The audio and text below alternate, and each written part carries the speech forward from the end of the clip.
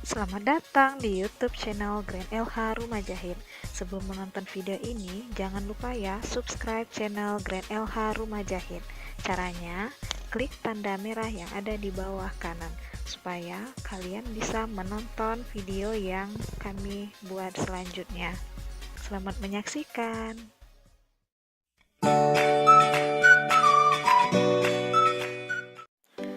Assalamualaikum teman-teman, ketemu lagi bersama saya Herlina, owner dari Grand LH ID atau Grand LH Rumah Jahit. Di video kali ini aku mau ngasih tahu gimana caranya membuat tutup saku jas atau kemeja. Cara yang aku kasih tahu ini bagus atau gampang banget buat para penjahit pemula yang masih dalam proses belajar. So, ditonton terus ya videonya.